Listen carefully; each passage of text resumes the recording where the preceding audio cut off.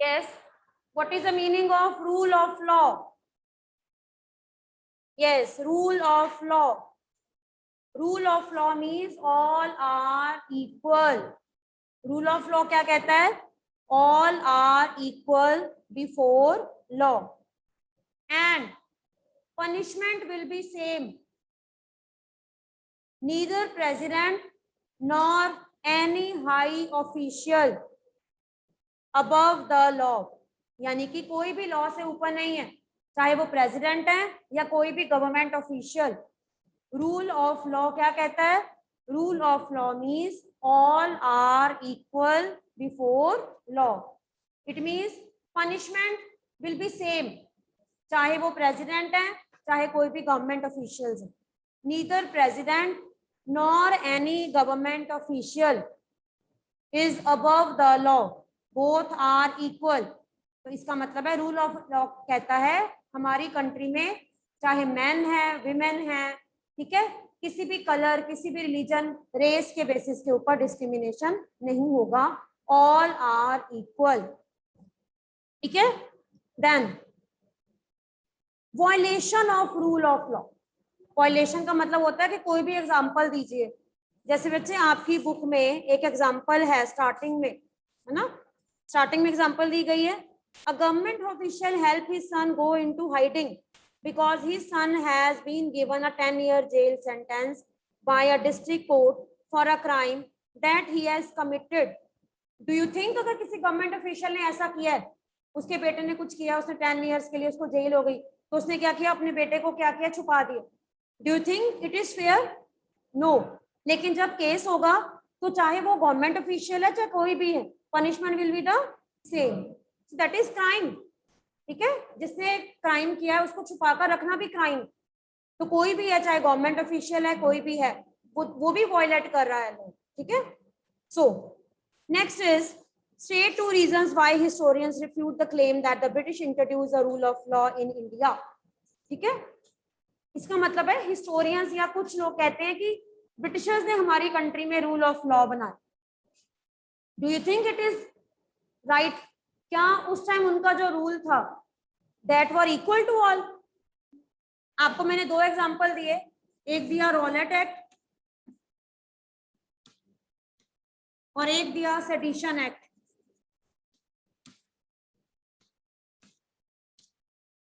ठीक है. ब्रिटिशर्स ने कहा कि we have established rule of law in the country. Do you think कि these were equal to all? No. तो हम ये कह सकते हैं, हिस्टोरियंस कहते हैं, ठीक है, अब ब्रिटिशर्स ने ये कहा कि हमने कंट्री में रूल ऑफ लॉ एस्टैब्लिश किया, लेकिन हिस्टोरियंस इस चीज को अपोज करते हैं. हिस्टोरियन रिफ्यूट का मतलब होता है अपोज. क्या अपोज करते हैं? उन्होंने ये कहा कि हमारी कंट्री में rule of law means all were not equal.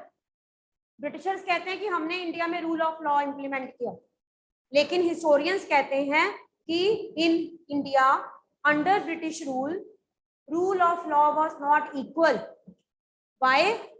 there are two example. One is of Rowlatt Act 1919 and second जो सेडिशन एक्ट है कौन से ईयर में पास हुआ था? 1870. According to this act, police can arrest prisoners and put into jail. According to this act, people were not free to oppose Britishers.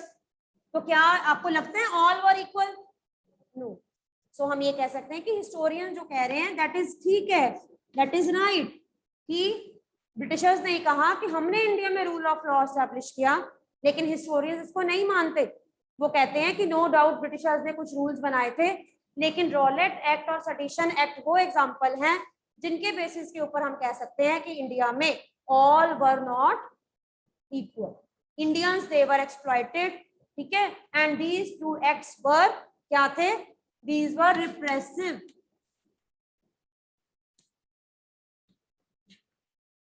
Repressive का मतलब होता है कि लोगों को दबा लेना, लोगों को फ्रीडम मत देना. Not to give freedom. They were not to give freedom.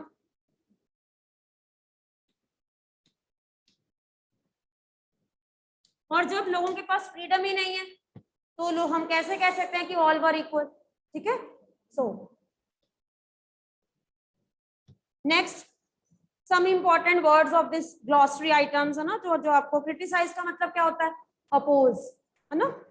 Then evolution का मतलब क्या होता है, प्लांट्स स्पीशीज जो है वो कैसे उनका एवोल्यूशन हुआ।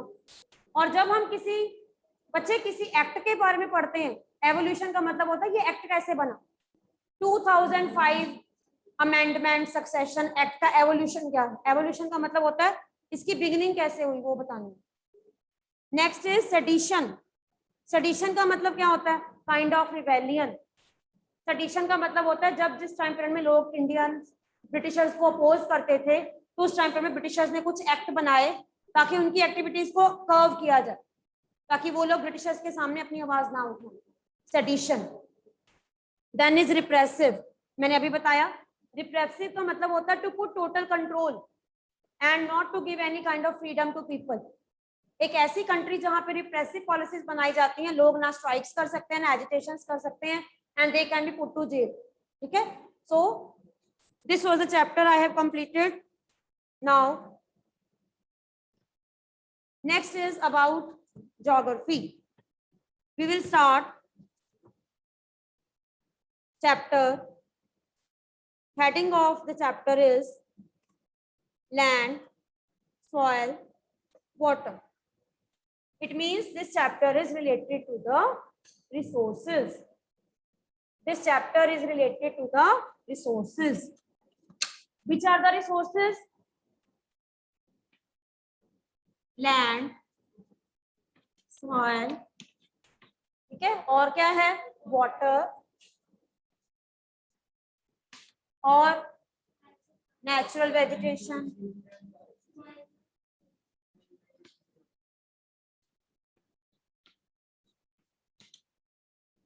और किसी कंट्री के इंपॉर्टेंट सोर्सेस क्या होते हैं, वाइल्ड लाइफ।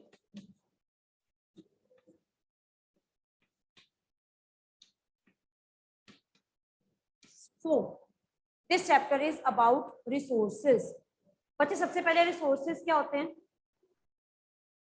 रिसोर्सेज अगर यहाँ की बात करें, land, soil, water, vegetation and wildlife, these are free from nature, ठीक है। These are free from nature. Land अपने आप बनती है, हम नहीं बना सकते, ठीक है। सॉइल अपने आप बनती, वाटर अपने आप, water cycle, natural vegetation, wild life, resources. Resources जिनकी यूटिलिटी होती है, यूटिलिटी मीन्स वैल्यू, वैल्यूएबल, यानी कि रिसोर्सेज मीन्स ऐसी कमोडिटीज या ऐसी आइटम्स जिनकी यूटिलिटी होती है, जिनकी वैल्यू होती है। अब हमारे लिए सबकी वैल्यू है, लैंड की भी वैल्यू है, सॉइल की भी वैल्यू है, वाटर की भी है, वेजिटेशन की भी है और वाइल्ड लाइफ की भी। तो हम, अच्छा हर कंट्री में ये अलग होती है। अगर आप एक तरफ लो इंडिया, एक तरफ लो सऊदी अरेबिया, हम आप खुद मुझे 1 बाय 1 बताना, लैंड कैसी होगी, सऊदी अरेबिया कैसी कंट्री है, क्या वहां पे एग्रीकल्चर है, India is agriculture country. Soil कैसी होगी, यहाँ की एलुवियल है, यहाँ की कैसी है, नॉट एलुवियल है ना, फर्टाइल नहीं है। वाटर, सबसे ज्यादा वाटर कहाँ पे, पानी रिवर्स कहाँ पे सबसे ज्यादा, इंडिया। और वेजिटेशन, क्रॉप्स कहाँ पे होती है, wheat, sugarcane, rice, India. Petroleum, सबसे ज्यादा, इट मींस पेट्रोलियम जो है वो सऊदी अरेबिया, तो यहाँ पे रिसोर्स, रिसोर्स जिसकी क्या है, यूटिलिटी, जिसकी वैल्यू, ठीक है। Wild life, variety of wild life कहाँ पे, इंडिया, ठीक है। तो ऐसे हर कंट्री में ये रिसोर्सेज अलग अलग होते हैं। अब हमने पढ़ना है कि क्यों ऐसा होता है, which are the different types. सबसे पहले हम इसकी फर्स्ट एग्जांपल लेंगे, that is land.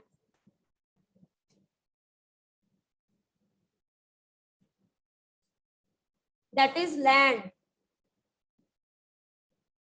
Yes. Am I audible properly? Anvay. Keep your mic on. Am I audible? Yes ma'am. Yes ma'am, audible हो. ठीक है. मैम मैंने ये पूछना था कि हमने जुडिशरी वाले चैप्टर के क्वेश्चन आंसर कर लिए. Yes, I have judiciary discussed वाले 2 मैम क्वेश्चन. शायद एक क्वेश्चन ही हुआ था. No, I have discussed 2, first and second. Right now I have discussed 2. Ma'am वो पिछले चैप्टर के थे शायद. No, अभी मैंने डिस्कस किए ना 2 चैप्टर्स. अभी डिस्कस किया बच्चे 2 chapters judiciary. Okay ma'am. I have discussed right now. अभी डिस्कस किया बच्चे, देख लो एक बार, चेक करो.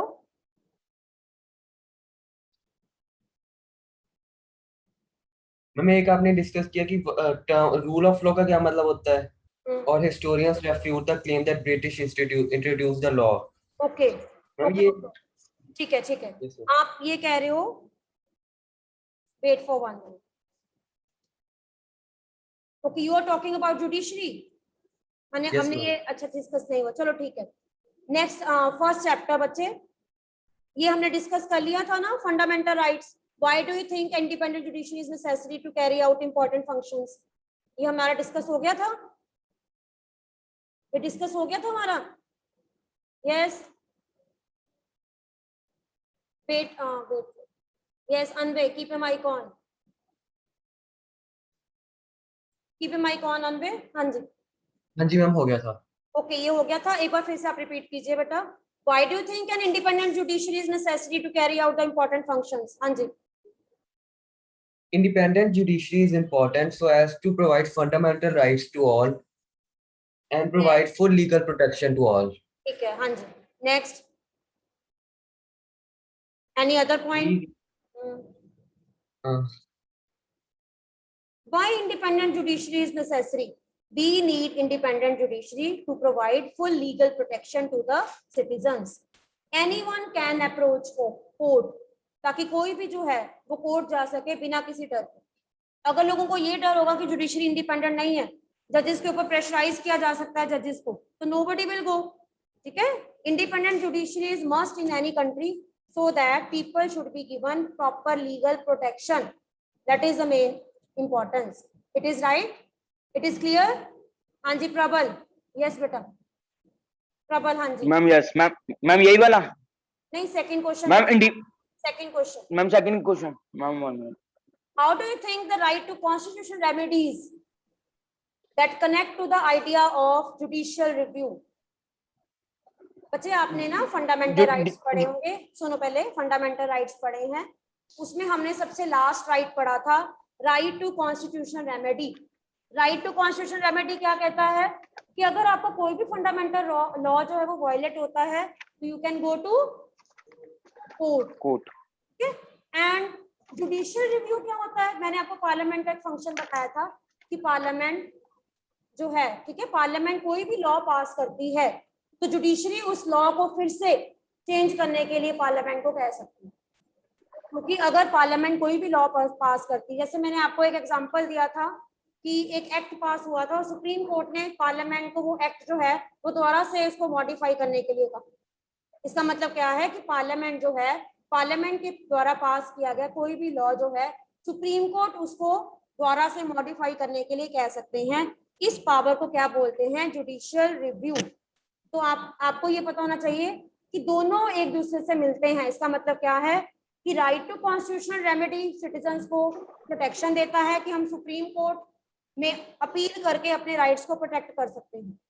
जुडिशियल रिव्यू भी हमें प्रोटेक्शन देता है ताकि अगर किसी पर्टिकुलर कम्युनिटी के अगेंस्ट कोई लॉ पास हुआ है तो सुप्रीम कोर्ट उस लॉ को पार्लियामेंट को द्वारा सोचने पे या मॉडिफाई करने पे भी कंपेल कर सकता है. That is judicial review. Clear? It is clear? ठीक है बेटा. हाँ जी. You will do third.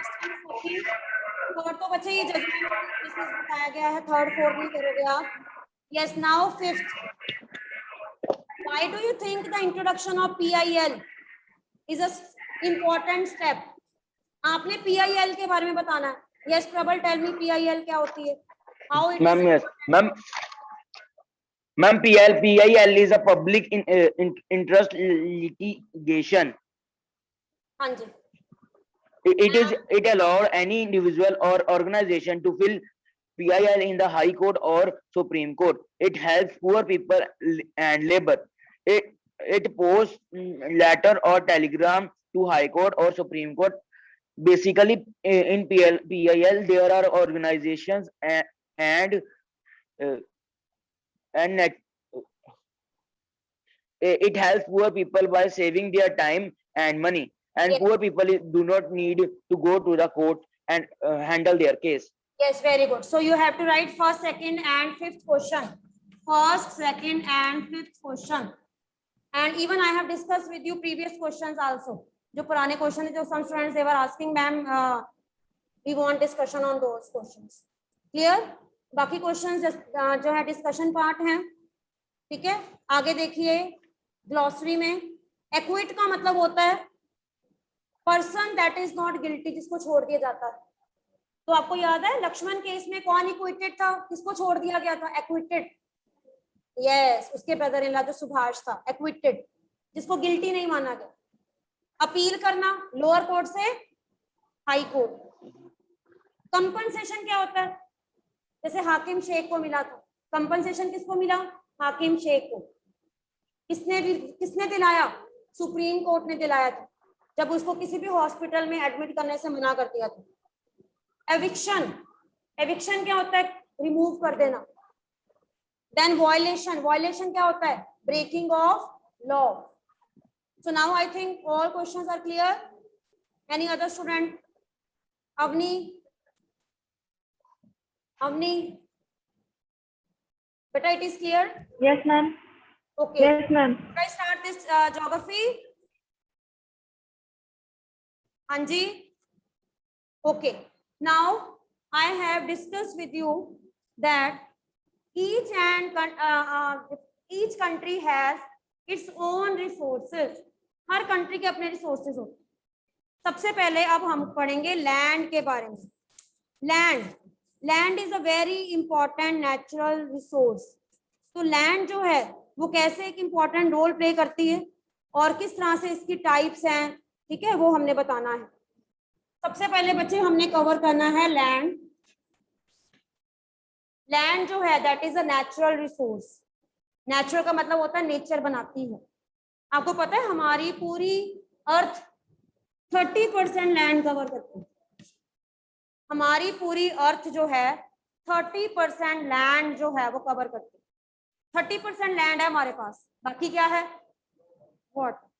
ठीक है, तो खुद सोचो कि पूरे वर्ल्ड की जो पॉपुलेशन है वो 30% लैंड पे रहती है और कितना ज्यादा प्रेशर होगा लैंड के ऊपर. ठीक है. देन दूसरी प्रॉब्लम क्या है? अनइवन. लैंड जो है वो क्या है? अनइवन है. इंडिया में फर्टाइल लैंड है लेकिन डेजर्ट कंट्रीज हैं. या अंटार्कटिका देखो, अंटार्कटिका टोटली क्या है?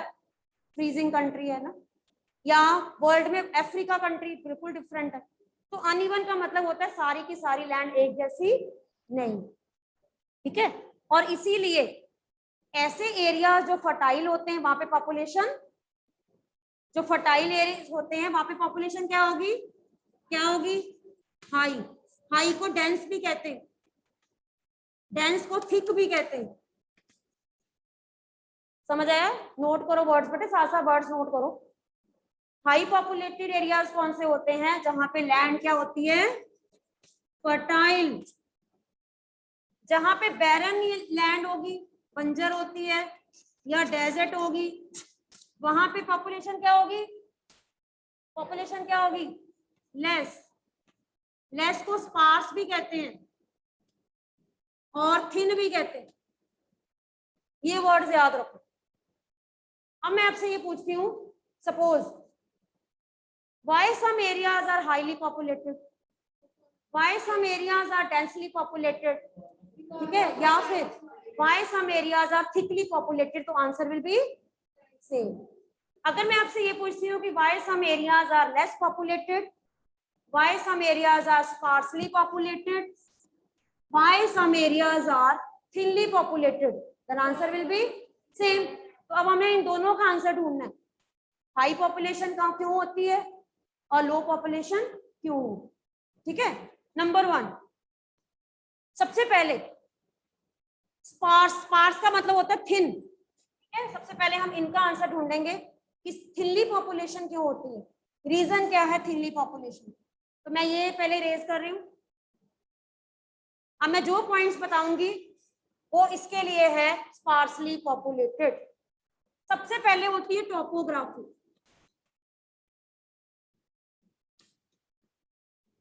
टोपोग्राफी का मतलब होता है टॉप लेयर ऑफ सॉइल, ठीक है। अगर तो ये अनइवन होगी, क्या वहां पे पॉपुलेशन हाई होगी कि लेस होगी, लेस, अनइवन। तो नंबर 1 इसका रीजन क्या है, अनइवन टोपोग्राफी, लेयर जो है अनइवन होगी। अगर माउंटेन स्लोप्स हैं तो क्या लोग स्लोप्स में रह सकते हैं, स्लोप्स, माउंटेन स्लोप्स हैं जिस एरिया में, वहां पे नहीं रहेंगे तो क्या होगा, less, less means sparsely.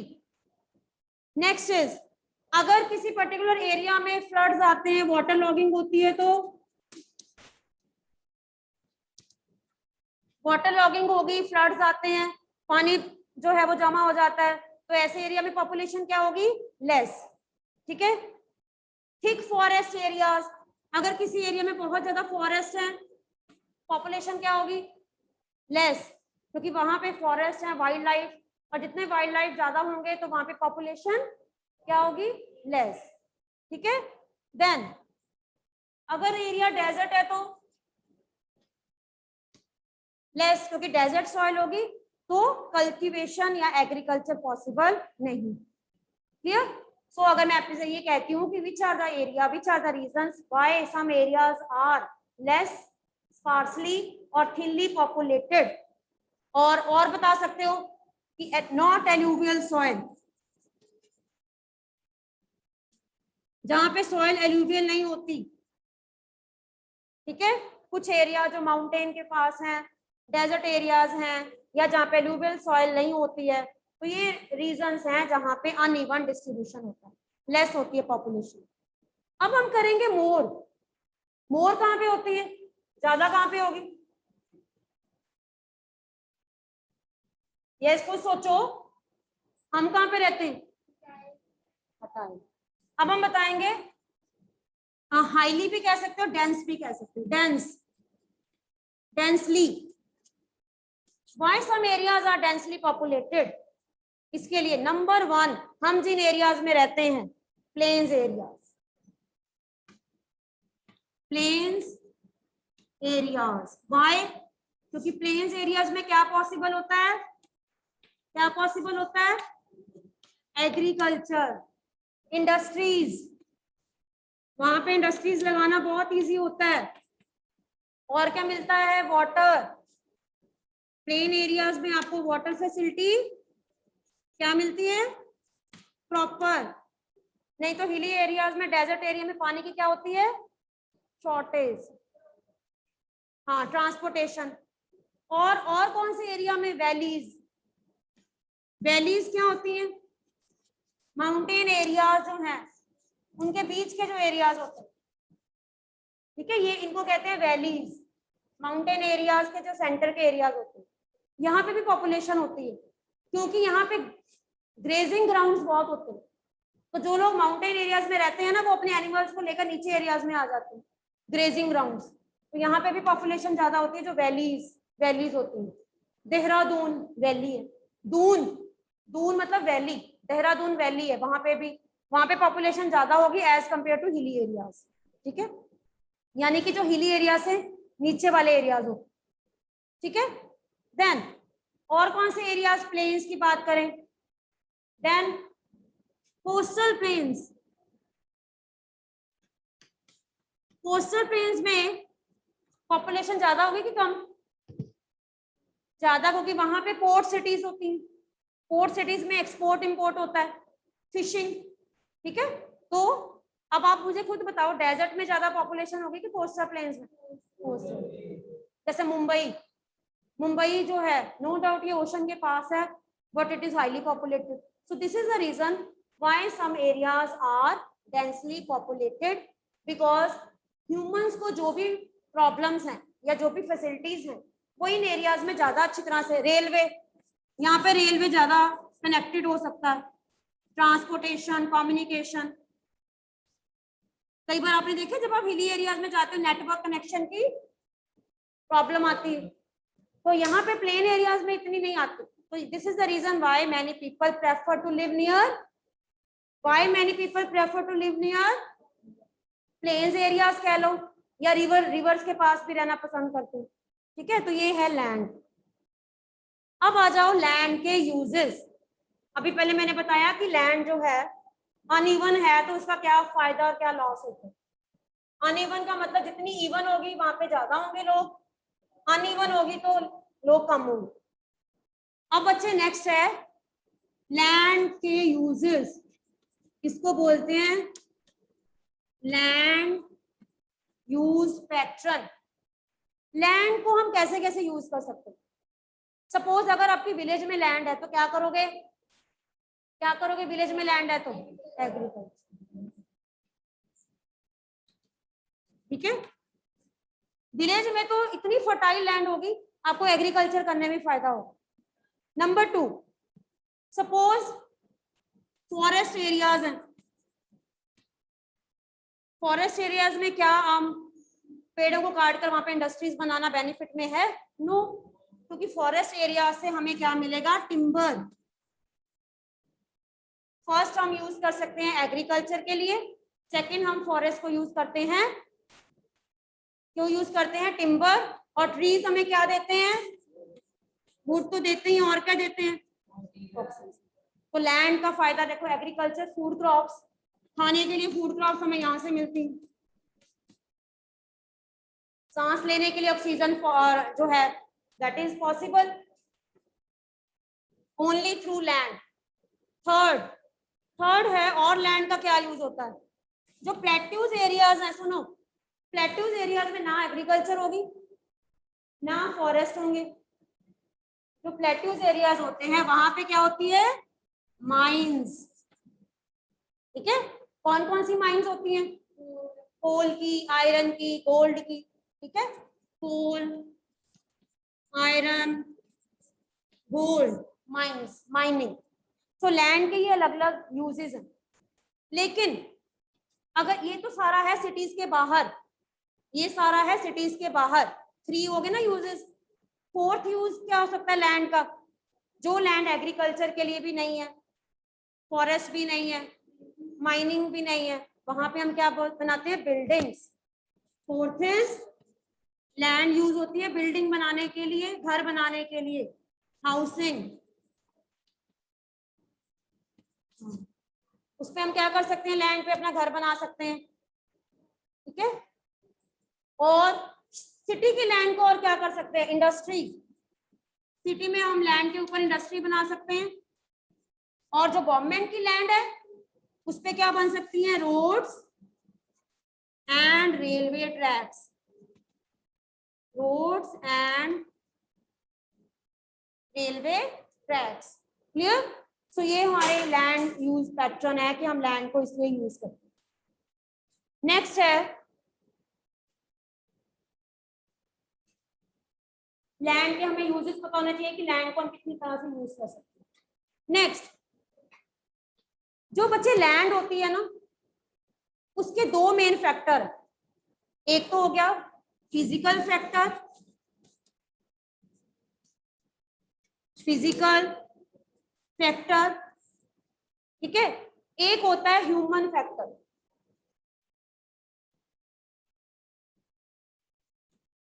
Land को हम कैसे यूज करें, इसके 2 फैक्टर है। एक होता है लैंड यूज जो है उसका फिजिकल फैक्टर, एक होता है ह्यूमन फैक्टर। फिजिकल फैक्टर में हम ये देखते हैं कि लैंड जो है उसकी सॉइल कैसी है। सपोज बच्चे आपने अगर लैंड खरीदनी है, सुनो, आपने लैंड खरीदनी है ना, किस पर्पस के लिए खरीदनी है? तो उसके लिए सबसे पहले आप देखोगे उसकी सॉइल। अगर तो सॉइल अच्छी है तो आप उस पर क्या करोगे? क्या करोगे? एग्रीकल्चर। ये हो गया फिजिकल फैक्टर, ये हो गया फिजिकल फैक्टर। ठीक है, नेक्स्ट, और आप क्या देखोगे? क्लाइमेट।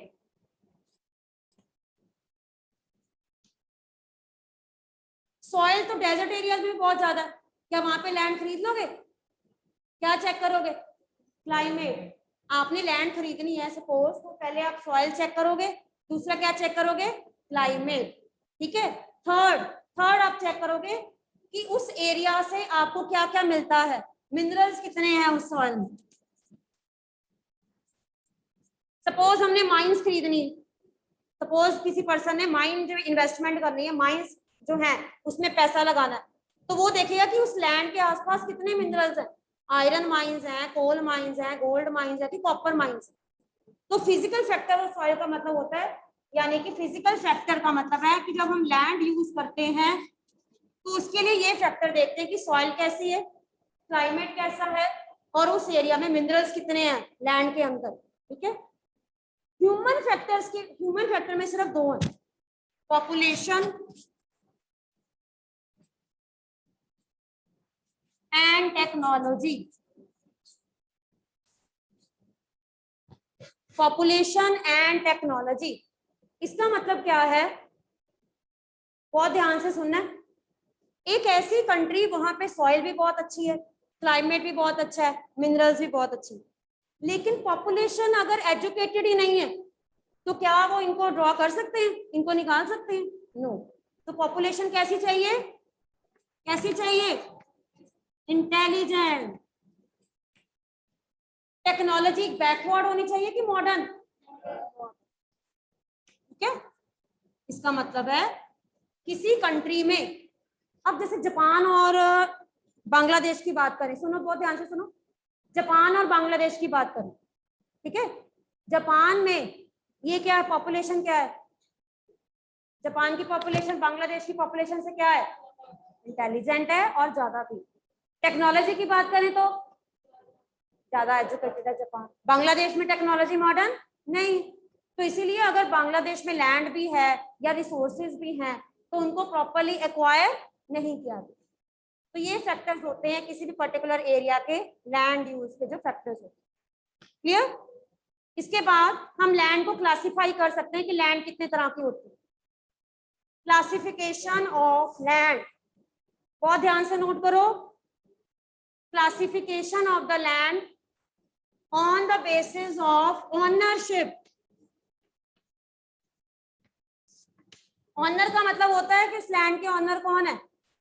Number 1, private land.